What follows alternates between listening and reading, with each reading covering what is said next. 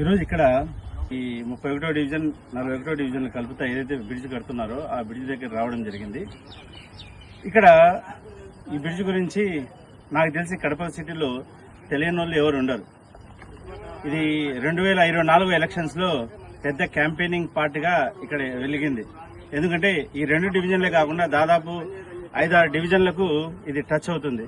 ఇటు వెళ్తే 30 మరియు 29 మిగతా డివిజన్లకు ఇక్కడ ఇటు వెళ్తే 38, 39 చాలా డివిజన్లకు ఇది కనెక్ట్ అవుతుంది.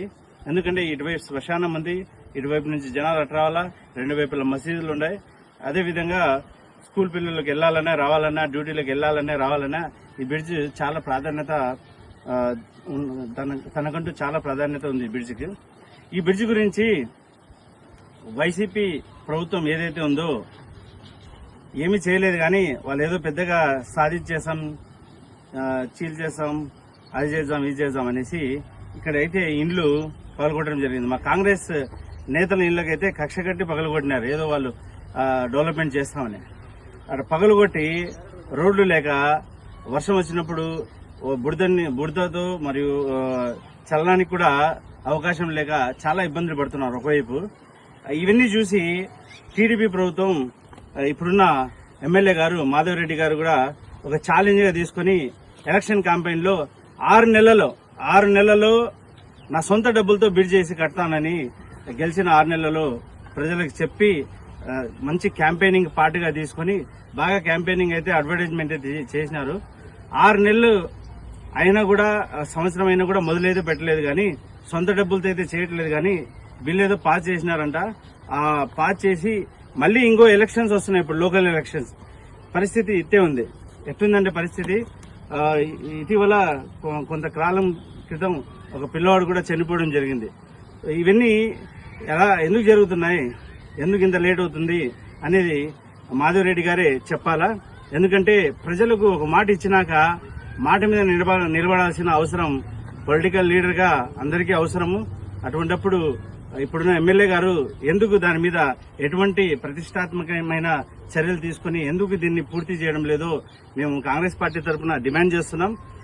దీని పరిస్థితి ఎలా ఉందంటే, ఇప్పుడు ఉట్టికి ఎగరలేనమ్మా ఆకాశానికి ఎగురుతానన్నట్టుంది. ఉట్టికైతే ఎగరలేరు, ఆకాశానికి అయితే ఎగురుతారు.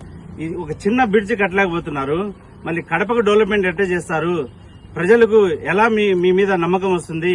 రాబోయే ఎలక్షన్స్ లో, లోకల్ ఎలక్షన్స్ గానీ, అదేవిధంగా రాబోయే 29 ఎలక్షన్స్ లో గానీ మీకు ఖచ్చితంగా అర్థం చేసుకుని మీకు బుద్ధి వచ్చే విధంగా ఓటు ద్వారా ప్రజలు బుద్ధి చెప్తారనేసి ఈ సందర్భంగా నేను తెలుపుకుంటున్నాను. ఎందుకంటే కాంగ్రెస్ ఉత్తి మాటలు మాట్లాడదు, ఆకాశం మాటలే మాట్లాడుతుంది, ఆకాశం చేసినట్టు చేస్తుంది. ఈ రోజు కడపలో చూసినట్టయితే ఎన్ని బుగ్గంగా ఫ్లేవర్స్ ఉన్నాయో అన్ని బుగ్గంగా ఫ్లేవర్స్ కాంగ్రెస్ పార్టీని వేసింది.